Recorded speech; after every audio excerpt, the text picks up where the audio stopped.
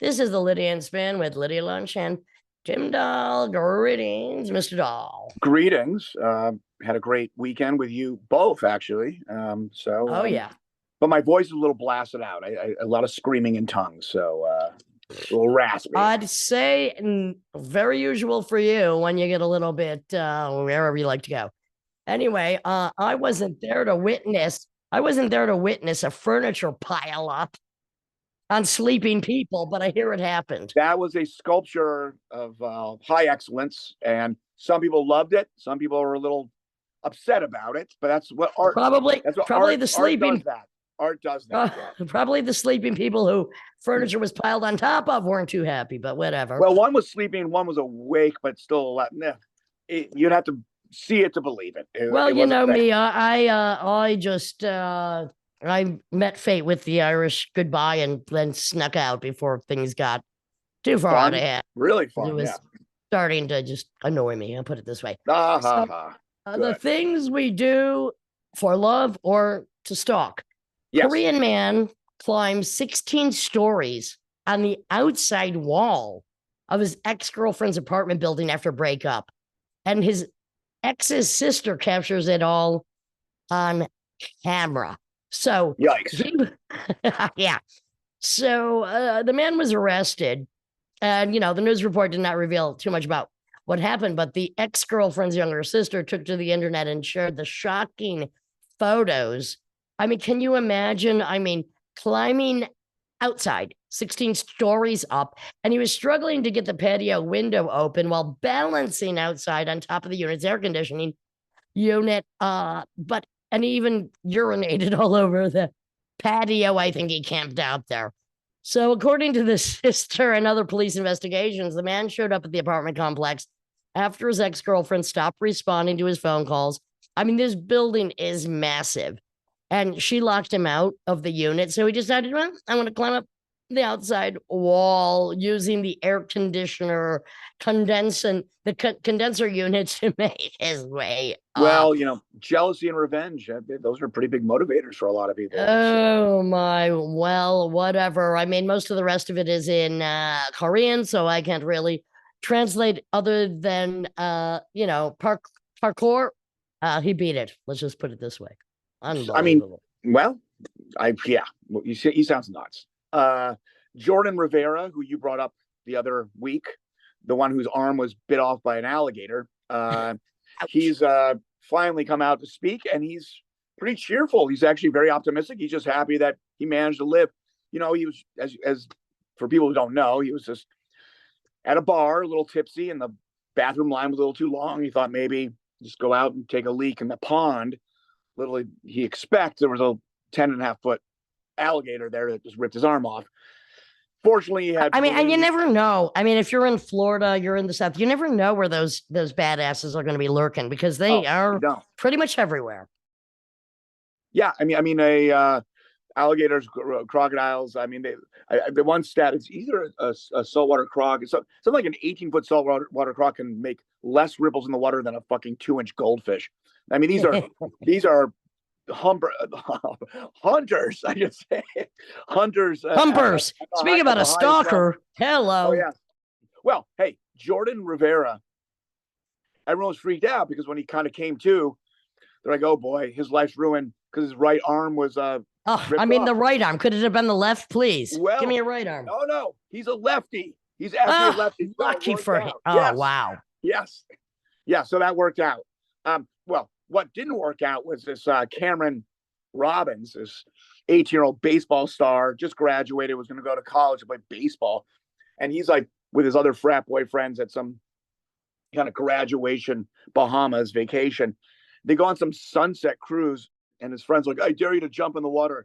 Jumps in the water, and immediately there's a shark there, and he just disappears. Gone forever. Yeah.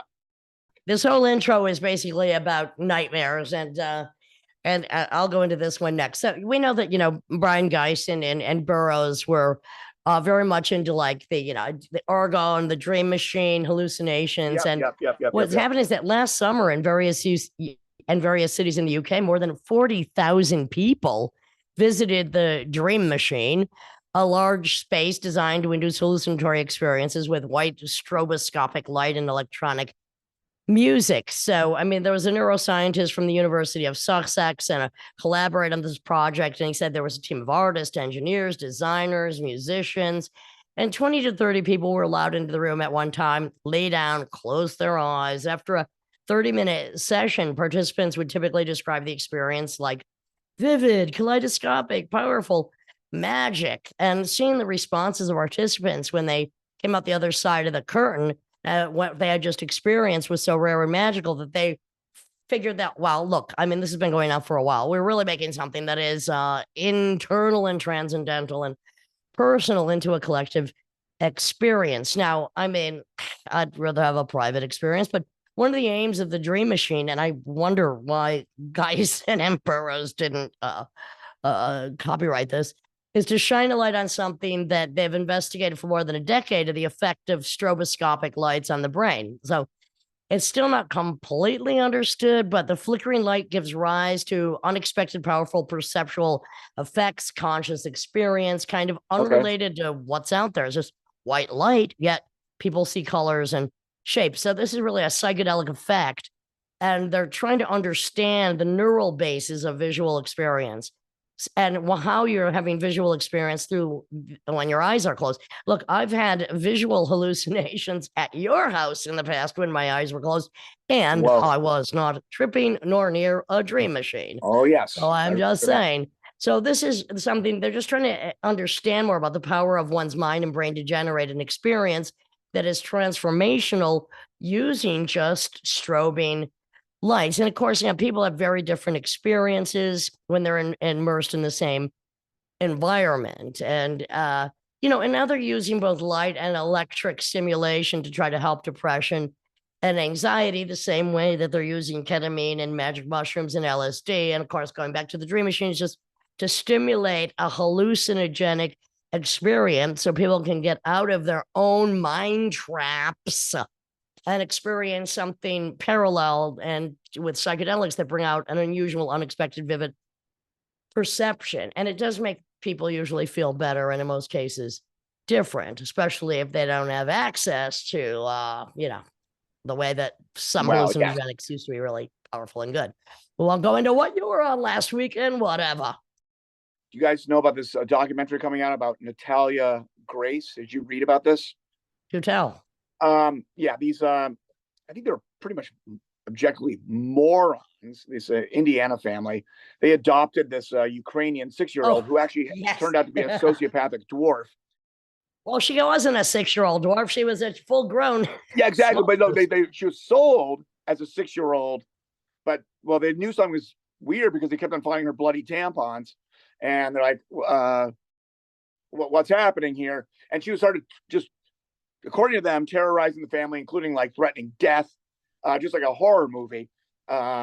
Always follow the forensics and the blood trail. That's what I say. Yes, I'm looking forward to this documentary. I mean, yes, a sociopathic dwarf posing as a 6-year-old Ukrainian orphan, threatening murder on an Indiana hick moron fucking Christian family is a good story. It's a good story, Well, I'm looking forward to this unsolved mystery actually being solved. I think I might have mentioned it last week or week before, but now I have an actual article from, and it's something I don't often turn to, but occasionally I do. Oh boy, State Daily. And it's about that 30 tons of explosive chemicals that disappeared somewhere between Cheyenne and California. 60,000 pounds of ammonium nitrate, which is used in explosives at Wyoming coal mines, left Cheyenne for California on April 12th. 2 weeks later, the chemical was discovered missing from the rail car, and no one is entirely certain what happened to it. So ammonium nitrate is primarily used as fertilizer, but it was also the key chemical used in the bomb that Timothy McVeigh built to blow up the federal building in Oklahoma City in 1995. Now, so the rail car was in transit from the Dino Noble manufacturing plant west of Cheyenne en route to Saltdale, California, which is near the Mojave Desert. And the company is a global commercial explosives manufacturer, producing more than 54 million pounds of packaged explosives and more than 1.2 million tons of ammonium nitrate every year, according to the company's website. So the rail car was sealed when it left Cheyenne, and the seals were intact when it arrived in Saltdale. But the chemicals were missing. So the initial assessment is that a leak, oh, thank you very much, may have developed at the bottom gate of the rail car, allowing the chemical to spill out at some point during the transit. I don't buy it. All right, let me finish this. So ammonium nitrate is used as a fertilizer, but also, of course, explosive. But David King, Campbell County Emergency Management Coordinator, told Cowboy State Daily that it's regularly shipped to the Powder River Basin for use as explosive operations at large open pit coal mines. Okay, so in trucks, the chemical is transported as a sort of pudding that's kept hot to keep it from solidifying. And when there's an accident and the chemical spills, the main concern is, oh, someone's going to get burnt, but it's not going to explode. All right. So if you put a blasting cap in it, all you're going to do is splatter it all over. It's not dynamite. It's not nitroglycerin. So at the mines, the ammonium nitrate is mixed with other chemicals, diesel fuel, blasting caps. Okay, fine. So the bomb that McVeigh built contained 5,000 pounds, in other words, a lot freaking less, of ammonium nitrate fertilizer mixed with 1,200 pounds of nitromethane, commonly used as a solvent, and 350 pounds of Tovex, a water gel explosive made with ammonium nitrate. I mean, okay, so the ammonium nitrate that was shipped from Dyno Nobel was in pellet form, which adds air to the mixture and is transported in these they're called hopper cars, like the ones that roll out of the coal mines, right? So Stan Blake, a former Wyoming state lawmaker and retired train conductor, told Cowboy State Daily it would be hard to drain one of the hopper cars of its load of pellets. Cars have 2 or 3 sections. There's a gate, but you can use up a big bar and open that gate and it'll pour out. With a mobile conveyor belt, the chemical can be carried from an open gate into a truck. And sometimes the cars would be registered as carrying loads, but sometimes they'd be empty. And vice versa. Quote, a lot of times they just don't get it right. What? It's great fertilizer, he said. Anyway, they have no idea what happened. They think it might have spilled out. Oh, it's going to be no harm to anybody. And they, quote, don't set your hair on fire. I mean, this is how, it's transports all the time. And if anybody was going to make an improvised explosive device, ammonium nitrate, quote, wouldn't be the choice of explosives, said the expert. I mean, in the wrong hands, this stuff can be dangerous, but that's not likely to happen here. It's not a set your hair on fire. Excuse me, I think it's a set your hair on fire experience.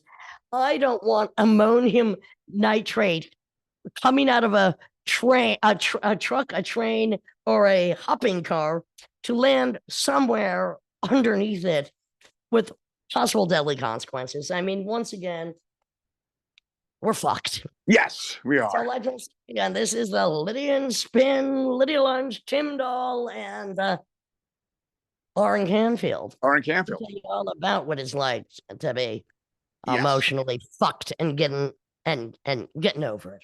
So thank you very much. That's all I have to say. Ammonium nitrate. Jesus Christ.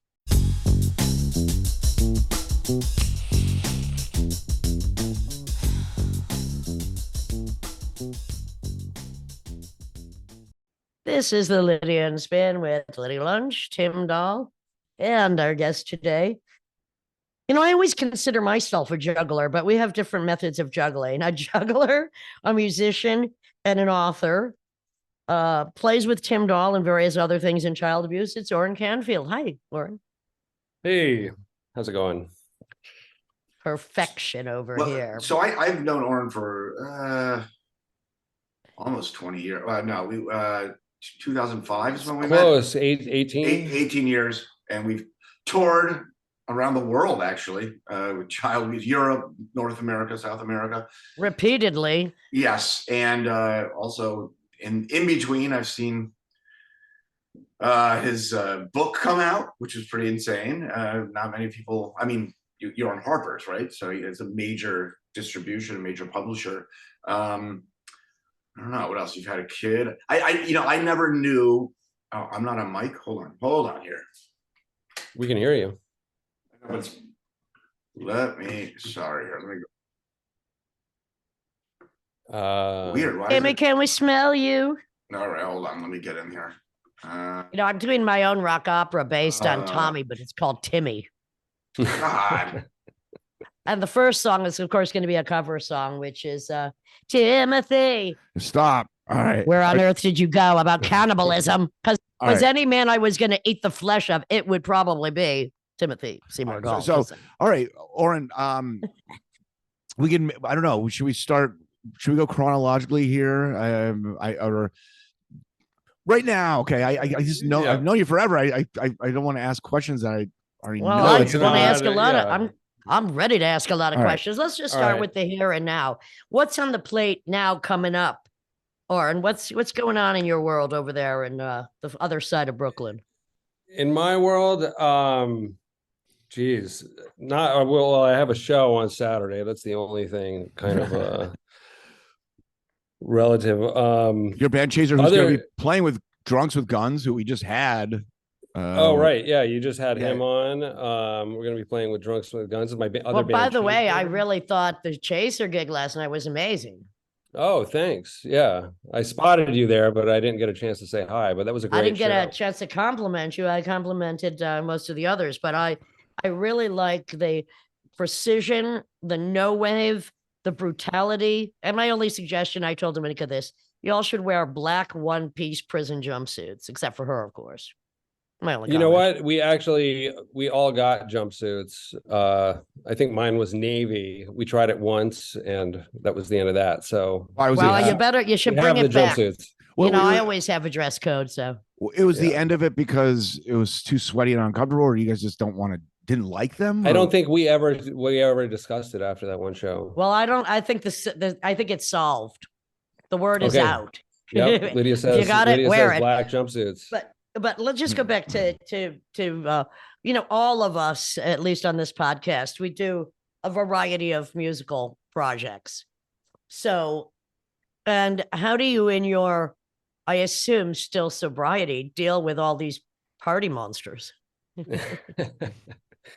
I mean, it's funny because when I got sober, Which was quite a initially, while when ago. it was which a was long quite time a- ago. Yeah, yeah. I think 23 years now. Congratulations. And, thank you. And when I went to my first rehab, they told me, well, you got to leave the Mission. You can't play music with those guys anymore. You're going to stay in a halfway house in the suburbs and create a new life. And that led to repeated 4 years of in and out of rehabs. And I got back to that same rehab after 4 years, and they said, you know what? You need to go back to the Mission and you need to start playing music again. Salvation. And it worked, but I knew exactly what would happen if I picked up again, and I would lose all that. And What do you think? Because, I just want to, if you don't mind, dig a little bit into this, because a lot of my friends have had to go to NA and AA, and it eventually it works for almost everybody that gets involved in that kind of program. And the word that I've heard from one of my friends is the reason why they keep doing it is they need to help other people. And in realizing that their situation, look, most of us who we know have had pretty fucked up situations, but just the comparative. What do you think was really the defining factor where you just said, okay, enough is enough, and it's got to be all or nothing for me? I mean, just repeatedly trying to just have a drink and then ending up Drunk. on heroin, and all my stuff's gone, and then fucking stealing from roommates, and getting kicked out. And it was like every time, like, oh, it's just a drink. Yeah. And that's No. just for me. It's not for anyone else. And I But think do you think that there is a genetic disposition to, for instance, hard partiers that, don't turn to heroin or lose everything, and those that you just, there's something that you just can't go in for a little nip here and there? Do you think it's a genetic some thing? people, I have no idea if it's genetic or not, but I did hear it described once as like, what did this guy say? You can get, some guy can get pulled over for drunk driving, and he drinks every night, goes home, gets pulled over for drunk driving. The judge says, if you do this again, we're taking your license. You're done. You're going to prison. And he can stop. The guy can just, it's hard, but he can stop and not go back to it. And then there's the guy that the judge says, we're taking your shit. We're putting you in prison. And so on. You just can't. Well, one line that was quoted from your book, which I found really illuminating, was that you felt you weren't so much addicted to heroin as you were addicted to self-loathing. And another question I asked one of my friends who was in a program was, why don't I have to be in a program? And they said quite simply, you don't hate yourself. And I'm like, There does seem to be a common thread. Right. And for me, people that hate themselves, the issue is they really hate what's been put upon them, usually by their fucking parents. It's like, you don't come out hating yourself. Where does one learn to hate oneself? I guess I learned to love myself as a rebellion, but it's what's put upon you that makes you loathe. And it's always the wrong target, which is yourself. I guess because my hate is directed outwards. I don't know. Yeah, no, I mean, I don't think anyone intentionally taught me to hate myself. I don't think anyone told me I was a piece of shit growing up. But I think I got the message somehow. I think my mother's way of doing it was telling me who I was all the time, not listening to anything that I had to say, and just deciding, from a very early age, what I was going to be, who I was going to be, how I was going to be. And when my self-image or feelings didn't match up with her vision of me, it turned into self-hate. And again, the target should be, and I guess perhaps it was validated in your memoir, it should be against the frickin' parents that put their bullshit on you. And you had a very unique upbringing in that, like, a father, abandoned you at very young, but who was like a top bestseller of basically bullshit self-help when he couldn't help his own fucking family. And then a controlling mother. Yeah. Who put you onto this and that. One of the interesting things I found about your childhood is, just wavy gravy, the circus, juggling. I always consider myself a juggler, but it's usually just men's balls I'm juggling, or my career, not actual juggling. So would you call your mother a stage mom? Or definitely she was, for a period of time, a stage mom in the very literal sense of, taking me to auditions and, for what? Auditioning? What were you auditioning? For commercials, for, TV shows, whatever. She got me an agent and the headshots and the whole thing. And were you a beautiful baby? I mean, every mom thinks their kid's beautiful, right? So who knows? But so was this that was just acting? It had nothing to do with your juggling yet, right? Well, I got 2 commercials out of that period of time, and I juggled in both of them. So did you discover your talent? And I don't know if you ever even loved it, but your talent in juggling on your own, or did she hand you a bunch of balls and it's like, go? I wish you would have been juggling their fucking heads on a fucking stick, is what I say. But anyway, you didn't get that, fortunately. I discovered it at circus camp run by Wavy Gravy, and I was super antisocial. I still am, I think, in a lot of ways. And I found that with all the, they had various skills you can learn: clowning, tightrope walking, blah, blah, blah, trapeze. But the juggling was the one that if I just did it, no one would fucking come near me. I could just practice and it would look like. Did you? I guess you never made it to chainsaws, though, juggling chainsaws. Still time. I made it to machetes and torches. I knew I liked you the minute I met you. So, and of course, I think you've told me, and I could be wrong or heard it wrong, but your equals at the time, the other young juggling virtuosos. Hey, number 3 in the international champion competition. Let's give credit where credit's due. Yeah, absolutely. Your equals at the time. So aren't they like? Don't they have major shows in Vegas and stuff? Aren't they like juggling superstars at this point? They are. They're super. How old were you when you? How old were you when you were the number 3 juggling champion? I was 12, I believe. Do you keep up with those skills? No, but I mean, there is kind of a riding the bike element to it. Like I can still do it. Well, I mean, I wouldn't mind seeing a bit more drumstick juggling, actually. Yeah, if You're not showing off the way you should be. You got plenty you I can show know, off. I'm What are not. you you should holding be back for? you should be playing drums with 3 sticks and just be kind of like rotating them. That'd be pretty insane. All right, But we'll work on that tonight. I think a juggling solo. I'm just saying it would. I heard a big guitar solo last night in Chaser. I could see a juggling solo. I'm just saying. Juggling solo. Give the ladies what they're looking for. Oh my All right, Get those balls on stage and jumpsuits. start juggling them. Prison jumpsuit. 3 people in prison jumpsuits juggling. Okay. Juggling. There Oh we go. man, So, I'm in. I mean, I'm gonna buy the first ticket. how old were you when you started drums? You 19. started late, 19. That's late usually. And I bet you your juggling skills probably helped you kind of pick that up quickly, right? I mean, just independence. Yes, I think a bit of the hand-eye coordination stuff and muscle memory and Would you consider yourself a juggler? no.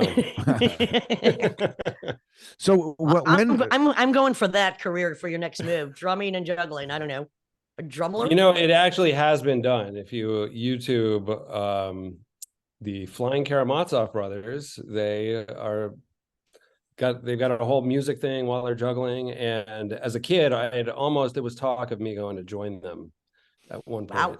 But okay.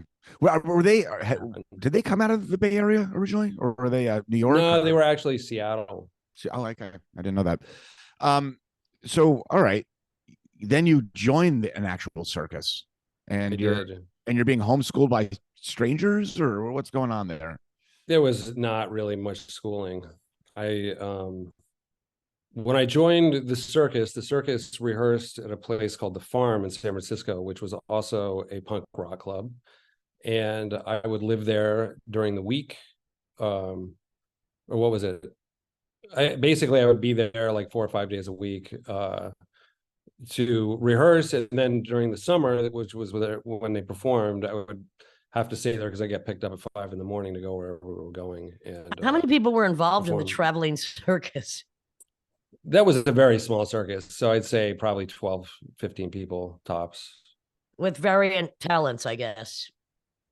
Yeah, I mean, it was modeled after another local circus called the Pickle Family Circus, which, it tried to be artsier and a little more kind of politically aware and whatnot. And I mean, what made you pick up the?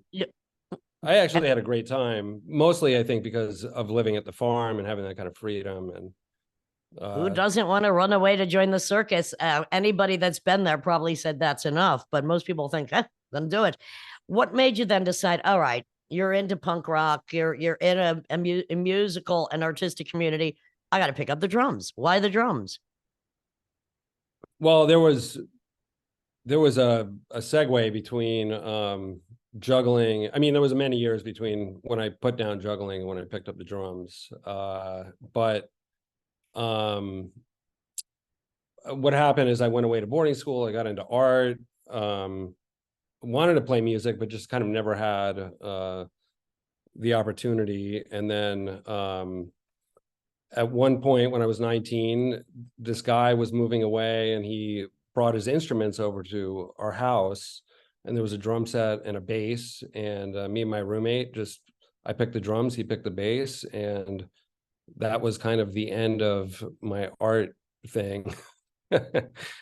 And I just kind of focused. Again, the drums, there's another similarity with the drums too, with the juggling is you're kind of hiding. You get to, you're kind of behind, you're protected behind this kind of big kit, and you don't have to really put your personality out there. And so what kind of music were you listening to when you started to play music, or even maybe before that? Like, okay, so you're living kind of in this punk rock commune for a while.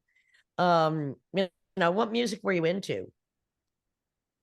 I mean, at the time I was into just very, I had a high school teacher that turned me on to Captain Beefheart.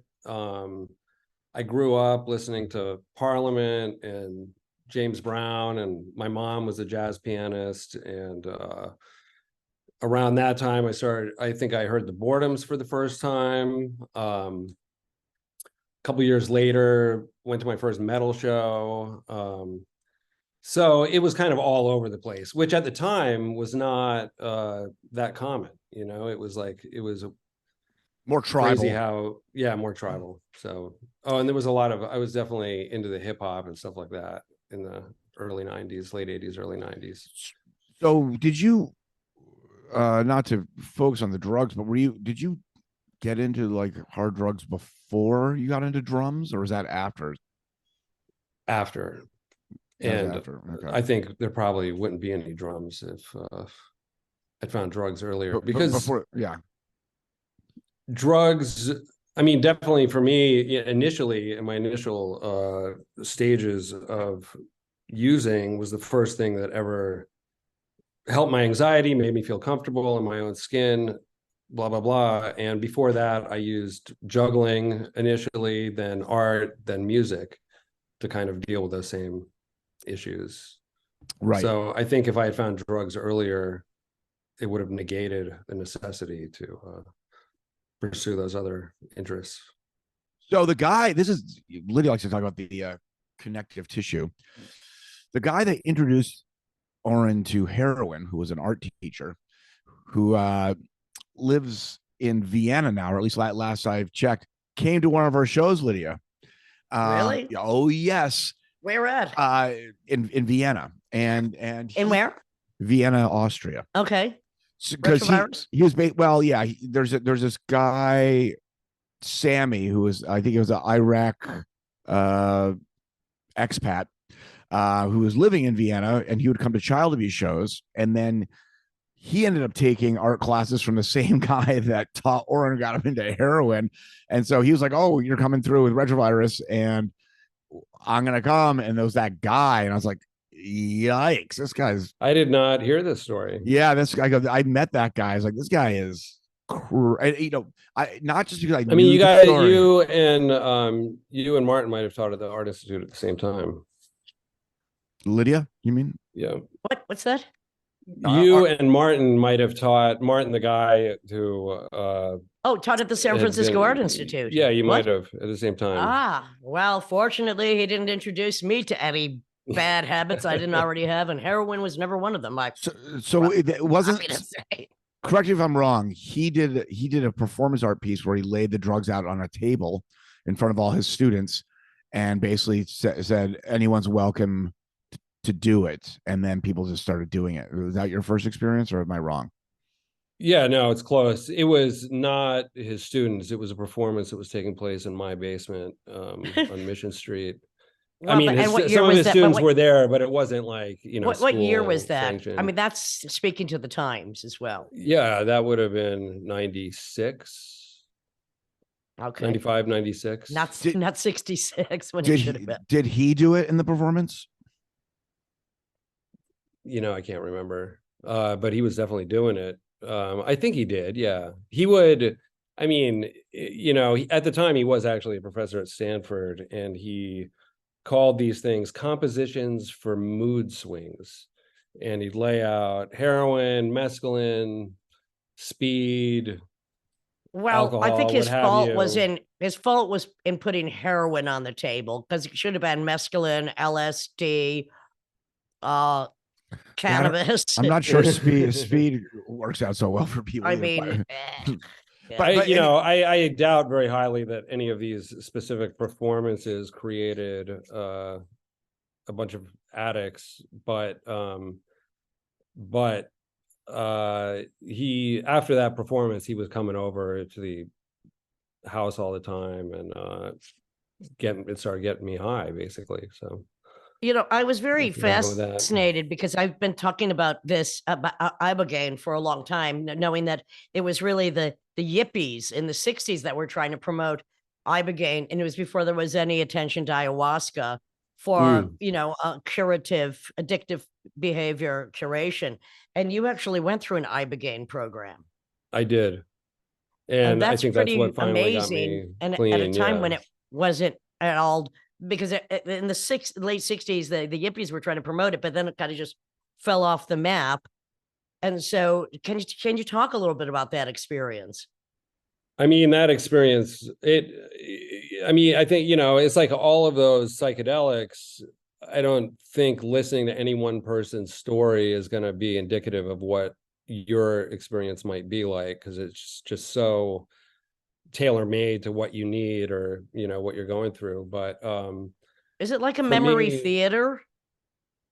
I mean, there was a lot of memory stuff coming up, a lot of loop like time loops, but it was I mean, it was maybe the hardest thing I've ever done. It was worse than kicking heroin, multiple times. It Why? was What was worse about it? Was it just all the emotions it brought up, it or was it and the was physicality terrifying. of it? Yeah. I mean, and then also the time stuff with it got so fucked up to where you have moments of eternity that never fucking end. I still don't know how I got out of them, but you feel like you're gonna, I mean, it was bonkers. Well, I mean, and one thing about ibogaine is it re-ups the serotonin, which is depleted by lifestyle and so many other drugs, but it does go deep into the psyche. And then if you have if you feel you're stuck in eternity, which actually we might be, it can be horrifying. Well, I mean, the interesting thing is, it's supposed to cure heroin addiction, and there is that serotonin aspect of it, which is insane, that you can take this thing and there's no withdrawal. You completely bypass. Did you the take it physical once, or what was withdrawal. it? What was Yeah, I the took it actual once. procedure?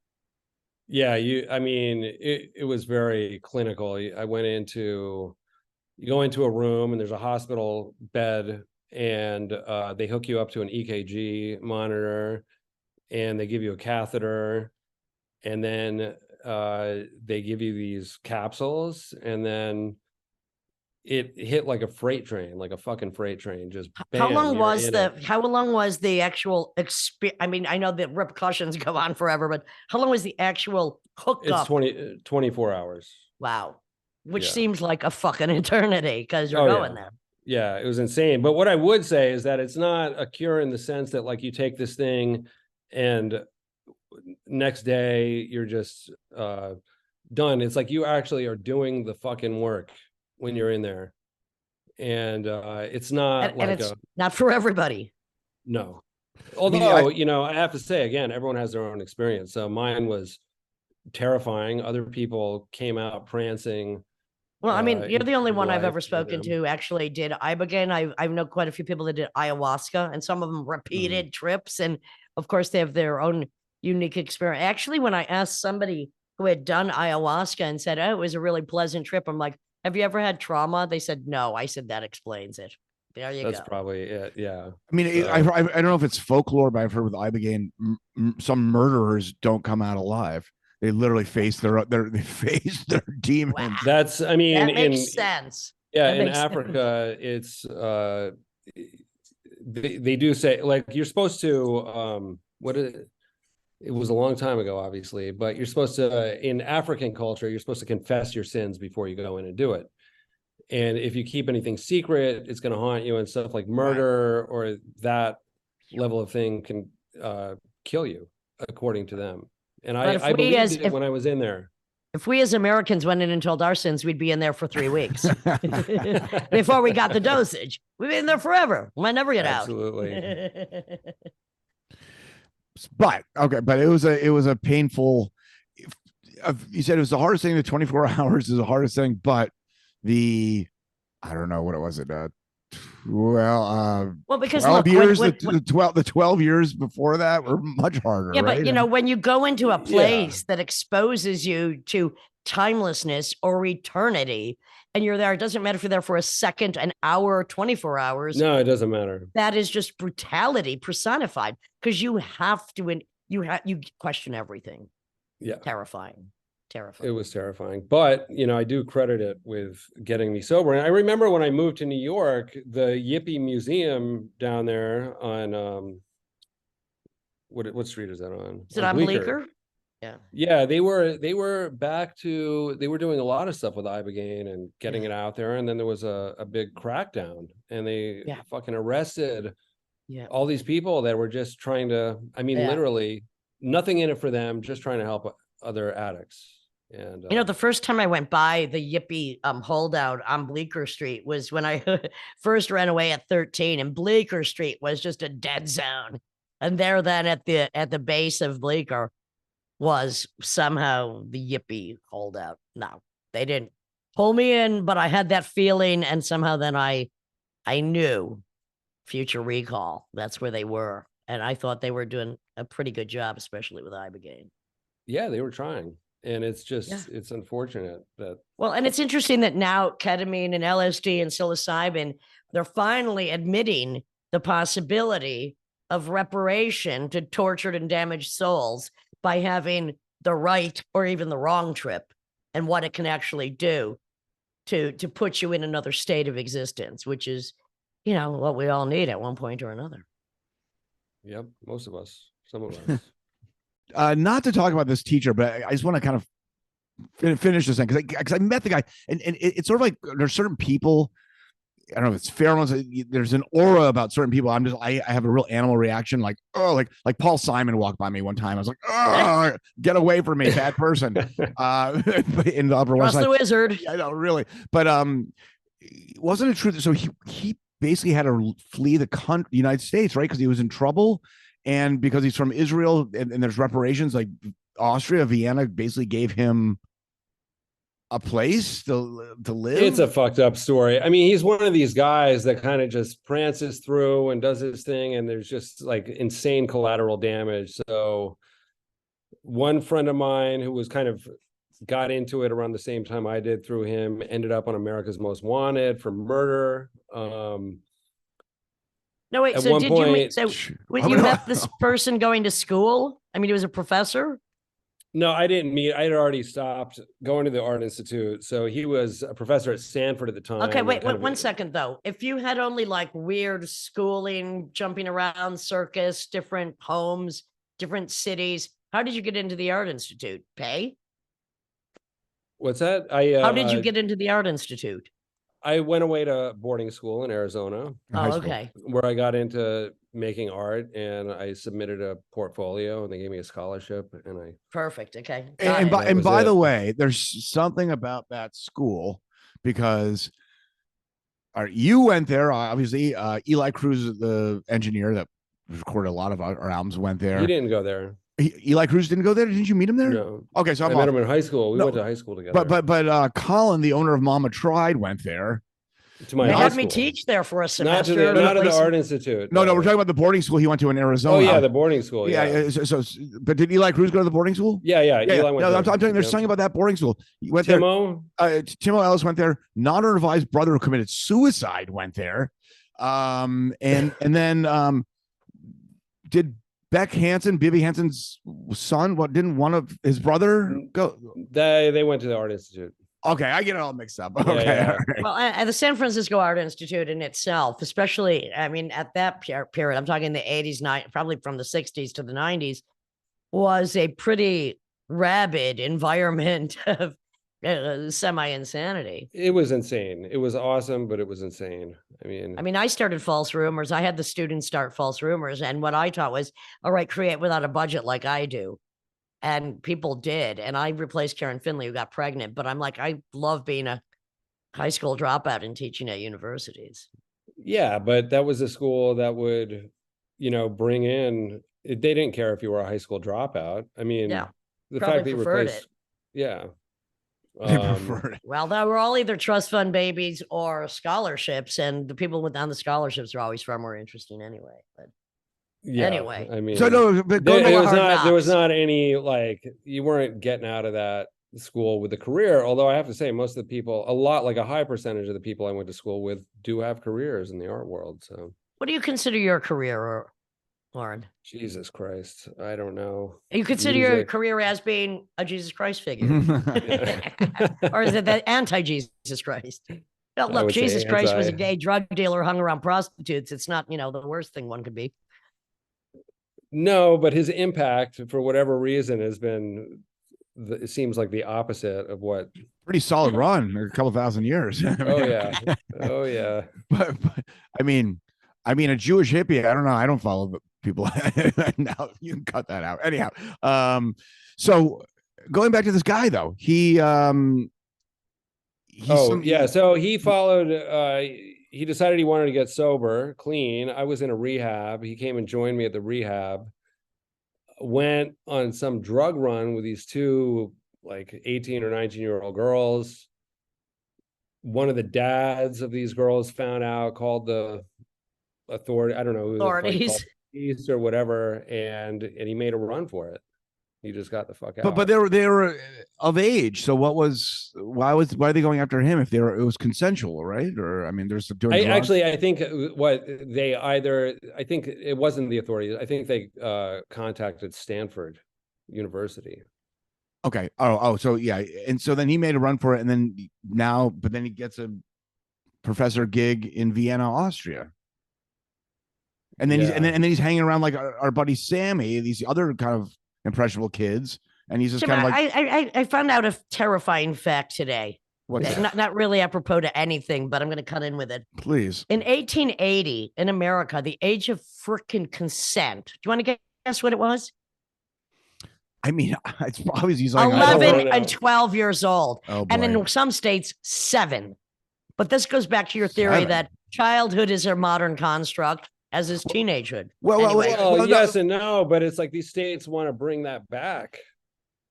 They want to get back to the 11-12-year-old age of consent. They want to get back to that, but make sure that abortion is not legal so that they could breed what? Anyway, not going there. It's just the orthodox, the right wing religious fanatics that want this. I mean, you can. I said before. I mean, when a boy's producing sperm, a woman's ovulating. I mean, that's nature's way of saying, okay, it's time to have kids. And so, yeah, the extended childhood, the teenager, the rebel out of the cause, like that's a new middle class to have access to extended childhood is a new concept.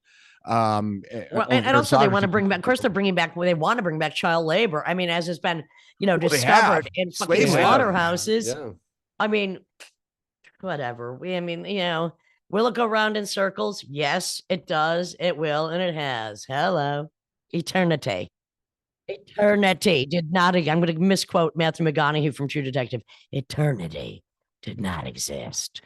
Death created time, so it had some place to kill things in. Just saying. Nice. So, Oran, you got to tell this story Oran, you asked Oran earlier what music he listened to, and so the impressionable age of, I don't know, you're 13, like, maybe you haven't decided what you're into, and your first LSD experience was you're hanging out with Jerry Garcia's daughter, and she took you to a concert, and you're like, this shit sucks, or you should tell the story, right? I mean, yeah, it wasn't quite that, but well, yeah, I went to summer camp with all these kids of the Grateful Dead, so I knew those kids, and I would get backstage passes to the concerts and whatnot. And I went to one of these concerts at the Greek Theater in Berkeley, and of who? The Grateful Dead, and Jerry Garcia's daughter was there. I was 13, and we decided to take acid for the first time, and we went. It still didn't make them sound any better.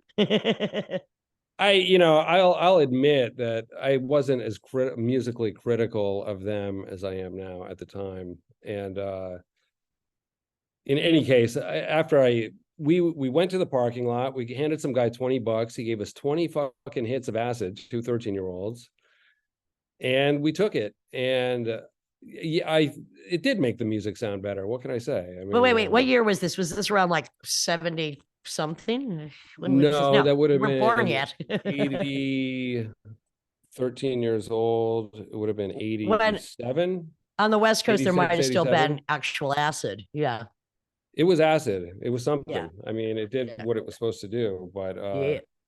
So I did take acid for the first time with Jerry Garcia's daughter at a Dead show at 13. And then I had 18 hits of acid left. Whoa. That'll turn your mind around. Yes. That'll turn the beat around. I mean, I wish you still had that sheet. I heard that the whole Deadhead, like following them around the country, was not part of the original scene. That kind of started like in the late 70s into the 80s, and that was kind of this Reagan consumer vibe overtone to it. It definitely had a consumer vibe. I mean, I think the year after that, I went to this thing, Reggae on the River, up in Mendocino, and did mushrooms for the first time. And that was fucked up. Anyway, on mushrooms, looking at these people, I really got to see that consumer conformist, just fucking, it was like, It whoa. Clarified. The mushrooms Yeah. clarified some things. And I never talked to those people again after that experience. It was Good fucked job. up. Good job. And I haven't taken mushrooms since, because it was such a life-changing, it was like, holy shit. I understand. But So are you that was so right now? Right. You're asking Oran what he's doing. He still plays music. He's a dad, but you're also you're working on a script right now. I finished a script a little while ago with a friend of mine, and nothing has come of it as of yet. Oh, it's so tough out there in with the world. scripts. Yeah. Yeah. Oh yeah. I mean, And also, it's so easy for them to steal your concepts anyway. Sure. So I mean, you have an agent. I mean, with Harper's and the book deal, did that Is your book still in print, by the way? I mean, it's still available as far as I know. Right. No, Yeah. I mean, well, the bigger the book company, the less likely things are to remain in print. Yeah, I'm not sure if it's been reprinted or anything like that. You can still get it. It's still out there.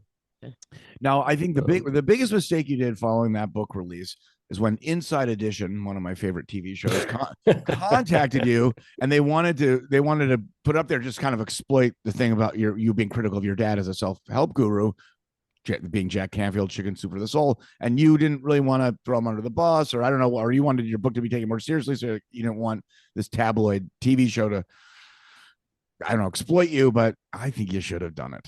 Any regrets on that? I mean, my dad thinks I should have done it too.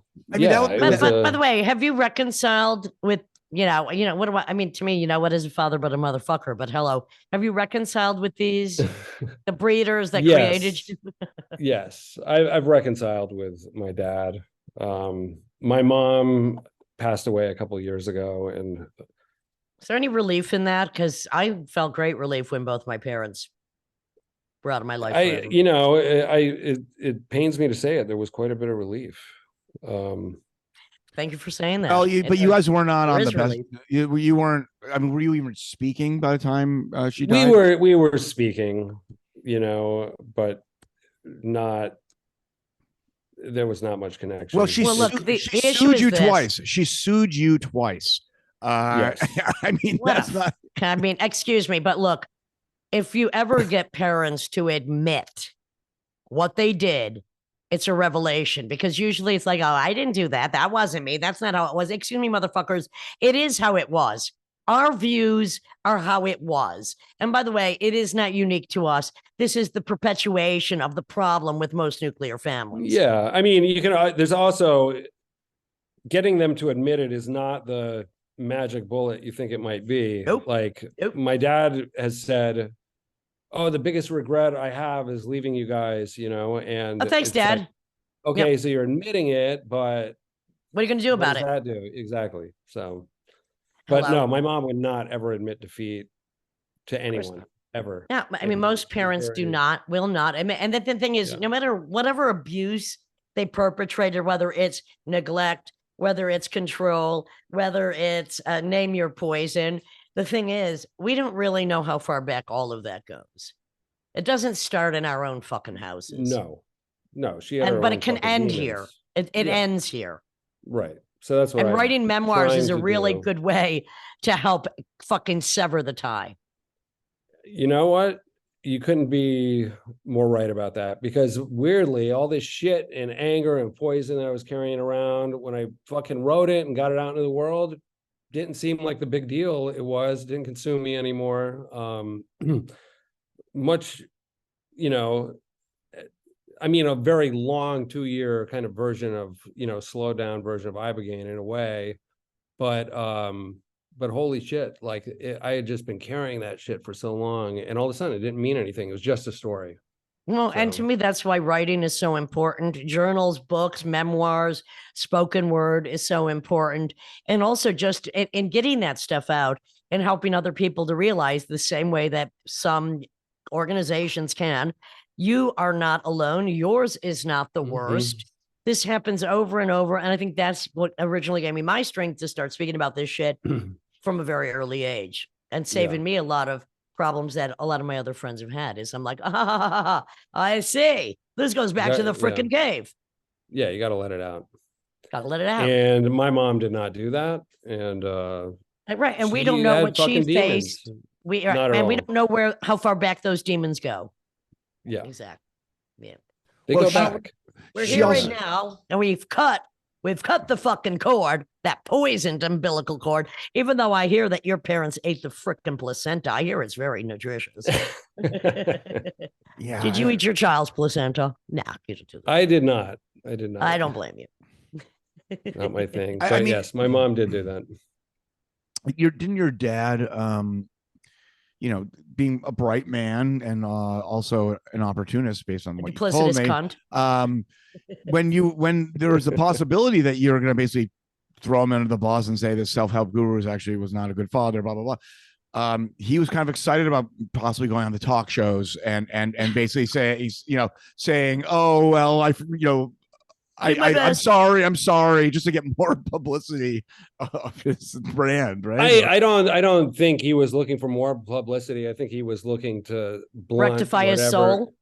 Yeah, I think partly that, and also just he's not like, he is a smart guy, and coming out against me and suing or denying is just going to create more attention, right? More attention to that side of him, whereas coming out in support of it kind of, Redirects it. Yeah, redirects it. I know this is like a sideways question, but do you know what nationality your parents were? Yes. My mom was Hungarian and Russian Jew, and my dad is English. So Well, there's trauma, I mean, there's trauma on that side. I mean, Well, your well, dad. look, there's trauma on all of our sides, no matter what the nationality. But yes, Yeah, hello, yeah. there is. But your dad also grew up with, as you according to you, no shoes in West Virginia, and then he gets into Harvard. I mean, and it's just like no looking back, and it's just I'm gonna get and harbor up as much wealth. Well, and by the way, excuse me. I mean, just to take the other sides for a minute. Nobody teaches anybody how to be a freaking parent, even if they write self-help books for other fucking people. Nobody teaches people how to be parents. that is true. They just don't. And, There's no. I mean, there's no, and then the other thing is, I think in the 70s they came out with all these studies that said kids don't need fathers. Well, and- some of us would have been better off without them, but not True. all. I mean, that's just so individual. Who knows? Well, I mean, and so obviously writing this book, getting sober, having this band, but playing music. when I met you, Oran, I was like, you're like one of the last persons I kind of expected to have a kid, but it seems like it's been knowing old you is your before, and knowing you old now, is- it seems like it's really been a great thing. How old for is you. your prodigy? He is 10. Wow. 10 years old. I've kept him alive for 10 years and been with him for 10 years. So He's also a BMX virtuoso, or has he stopped doing the He's juggling he bikes. switches it up every week. So He's a juggler of bikes. yeah, he can juggle. He can juggle. Eh. Did that he's give good at you a all that shit. newfound purpose, or did that make you think I'm not going to be like my freaking parents were? I I think. mean, it first of all, definitely gave me that. did you even Yeah. agree? Wait, let's go back for a minute. Okay. Did you even, was it a mutual decision that you were going to have a child? Or did it just happen? I mean, it just happened, and my partner was 40 at the time, and We know I the knew- clock is ticking for those Yeah. ladies. So I mean, I honestly did not attempt to. Prevent. I stated my opinions beforehand about having kids, and It's a very difficult But- route, man. yeah, and then when it happened, it was like, all right, I'm not talking her out of this, so I didn't even try.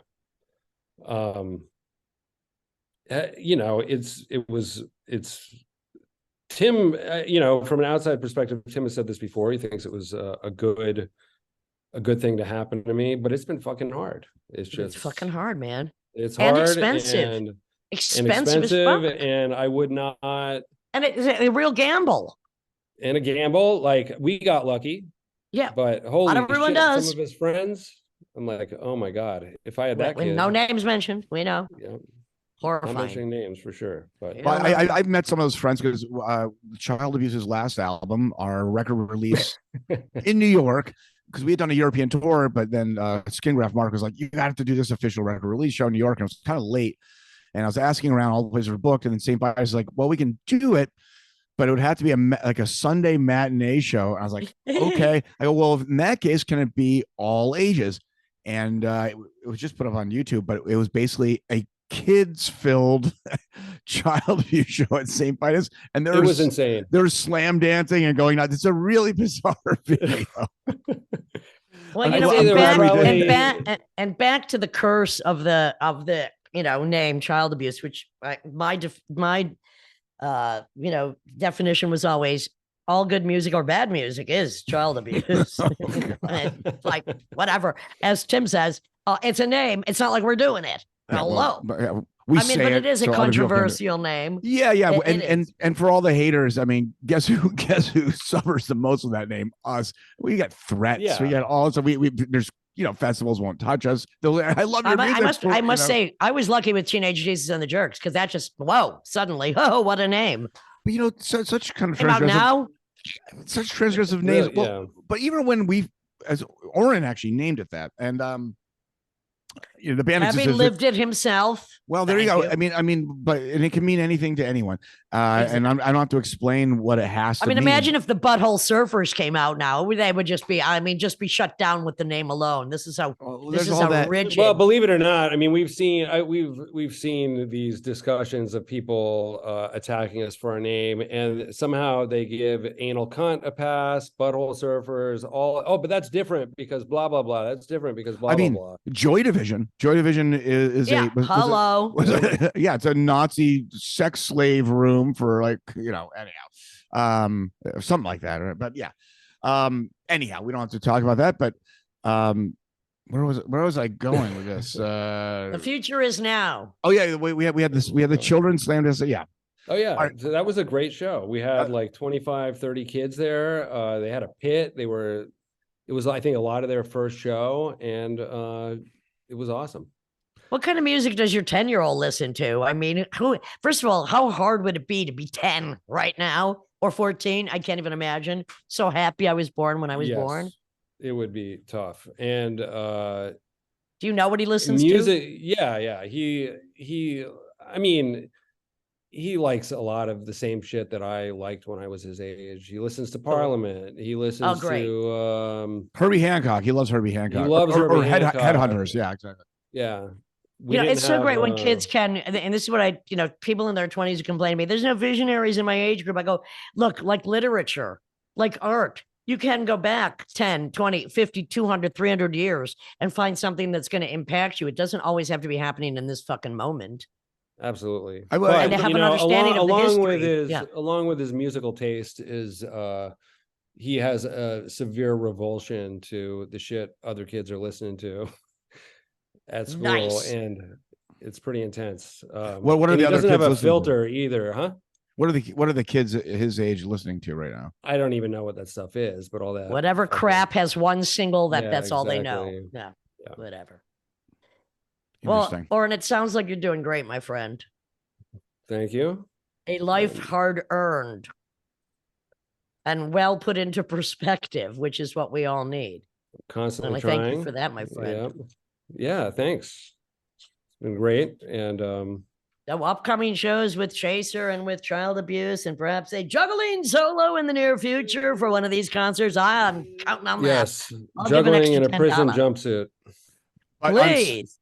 And this is going to come out after the show on Saturday, but you're playing with Drunks with Guns at TVI this Saturday, the 27th, tomorrow, basically. Yeah. Now this will be out. This will be out later, so it doesn't really matter. All right. So anyway, send us a photo. Oh, got to get my doorbell. Send us a photo. Okay. I'm clocking out. Thanks, Oran. All right. Thanks, Lydia. See you later, Oran. Yep. See you later. Bye.